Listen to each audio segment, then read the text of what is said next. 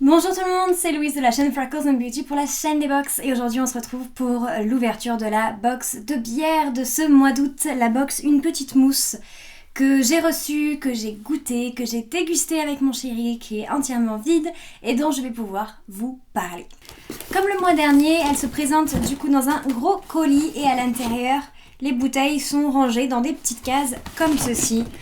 Donc aucun risque de casse, j'ai jamais eu aucun problème avec eux et avec toutes les box de bière qu'on a reçues, on n'en a jamais reçu cassé. À l'intérieur, on retrouve le petit guide qui va être très très pratique. C'est un guide de dégustation, ça va vraiment vous accompagner dans la dégustation de chaque bière.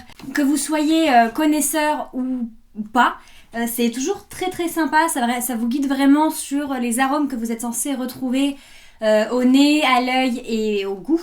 Du coup, vous avez plein de petites indications sur la brasserie, d'où vient la bière. Vous voyez, on a les 6 bières à l'intérieur détaillées. On a également un petit article, quel verre pour déguster ma bière, avec du coup les différents types de verres, donc la chope, le verre tulipe, le verre ballon. Vous avez toutes les infos après sur le site internet, une mini FAQ. Du coup, c'est assez chouette et on va tout de suite s'y jeter parce que je suis en train de mourir de chaud. Donc la première que je tire, ça va être celle-ci. C'est la 51st State IPA. Donc c'est, comme son nom l'indique, une IPA. C'est une IPA de couleur blonde. On a 6 degrés d'alcool, 33 centilitres et une amertume qui est notée à 3 sur 5. La brasserie dont elle provient, c'est Carlow Brewing Company, qui est située en Irlande. Et c'est une blonde cuivrée avec une mousse blanche très fine. Donc on a deux petites choses à chaque fois sur la bière. L'avis d'expert de Une Petite Mousse. Donc c'est cette partie-ci qui va vraiment nous indiquer qu'est-ce qu'on est censé goûter en fait. N'hésitez pas à l'aérer légèrement pour accéder à un nez qui ravira les amateurs d'agrumes avec des touches maltées. L'attaque est légère et l'attaque est légèrement houblonnée. On y retrouve l'orange, le citron ainsi que le malt. Subtilement toasté, la fin révèle une amertume présente, mais douce pour le style, parfait pour débuter avec les IPA. Ensuite, on a l'anecdote à retenir. Par exemple, ici, c'est le succès de cette petite brasserie irlandaise désormais connue mondialement. C'est fait par l'exportation de ses bières et sa capacité à ne pas perdre la saveur de la pression lors d'une mise en bouteille réalisée en Angleterre. Rendant hommage aux USA, il s'essaye à l'IPA. Et on a la suggestion d'accord, dans ce cas-ci c'est un burger au vieux cheddar ou bien des sardines grillées. Voilà, je vais pas vous lire l'intégralité de ce qui est noté pour toutes les bières, sinon la vidéo va durer une demi-heure.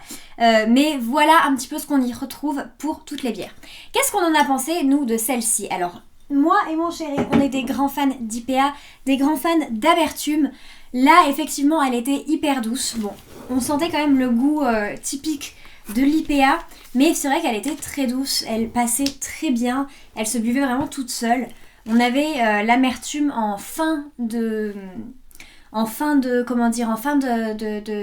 goût, c'est-à-dire on avait un arrière-goût amer, et quand on prenait du coup une gorgée, la première chose qui nous submergeait, c'était pas du tout l'amertume, c'était la fraîcheur de la bière.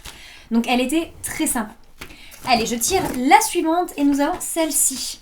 Celle-ci, c'est la Goodwin Wheat Beer qui s'appelle The Last Straw. C'est une craft beer qui provient de la brasserie Goodwin, du coup, qui est située à Bourdoisan, je suppose que c'est en France. On a une bière de couleur blonde, c'est une wheat beer qui est à 4,8 degrés d'alcool dans un volume de 33 centilitres et on a 1 degré sur 5, 1 point sur 5 d'amertume. La suggestion d'accord pour une bière comme ça, c'est une salade peu épicée, un dos de cabillaud rôti, des fraises à la crème. Effectivement, elle va très bien avec un dessert parce qu'elle est vraiment très légère. Voilà, elle a des parfums d'agrumes, touche de levure. La bouche attaque de manière vive avec le côté acidulé du citron, caractéristique des bières de blé. Effectivement, on a senti, moi j'ai vraiment senti le côté acidulé. Quand le premier goût qu'on a en buvant la bière, c'est vraiment ce petit goût acidulé qui est hyper sympa et après elle devient très douce. Donc je la vois parfaitement avec un dessert, c'est vrai. C'est une très bonne suggestion, d'accord. On a bien aimé. Après voilà, c'était pas notre préférée, elle était pas hyper amère, mais par contre le petit goût acidulé, ça lui donnait quelque chose de différent et c'était assez chouette. Ensuite, nous avons la Jack's Precious IPA. C'est une bière de couleur blonde, donc de type India Pale Ale. On a 5,9 degrés d'alcool pour 33 centilitres de volume. Le volume est toujours égal à 33 centilitres. On n'a que des bouteilles de 33 centilitres. Au niveau de l'amertume, on est à une bonne amertume de 4 sur 5. Ça, c'était très chouette. Et elle provient de la brasserie The Musketeers qui se situe en Belgique. Là, on a des notes de fruits comme l'orange, la mandarine, des touches de maltais et biscuité, bouche gourmande soutenue par une attaque très effervescente. Effectivement, on a senti qu'il y avait énormément de bulles dans cette bière. Ça nous a marqué, on l'a relevé sans même avoir forcément lu le livret. Parce que des fois, on aime bien quand même goûter avant et voir un petit peu qu'est-ce qu'on peut en ressortir et ensuite lire le livret. On a vraiment senti qu'effectivement, il y avait beaucoup de bulles, c'était très effervescent. Là, la suggestion d'accord, ce sera une tarte au citron meringuée, un vieux comté ou un Beaufort. Effectivement, encore une fois, un dessert, c'est pas mal. Alors, elle est beaucoup plus amère que la précédente pour un dessert. Malgré la bonne amertume qu'il y avait dedans, le fait que ce soit vraiment très pétillant, ça lui donne une certaine légèreté, je trouve, et on avait quand même bien aimé. Ensuite, Sabet's Kelu. Je ne sais pas comment prononcer le nom de cette bière. C'est une Belgian Pale Ale de couleur blonde qui a un degré d'alcool de 7 et une note d'amertume de 2 sur 5. Elle provient de la brasserie Dolt à Saint-Genier-d'Olt. Je suppose que c'est en Belgique, probablement. Non, c'est en France. C'est pas en Belgique, c'est en France. Bière dorée limpide, mousse dense et persistante. Là, on a une entrée en bouche ronde légèrement crémeuse, des arômes biscuités légèrement beurrés et une finale fruitée avec de subtiles notes d'agrumes. La suggestion d'accord, ce sera un œuf cocotte au maroilles, un Mila caramélisé à l'orange, une tarte tatin.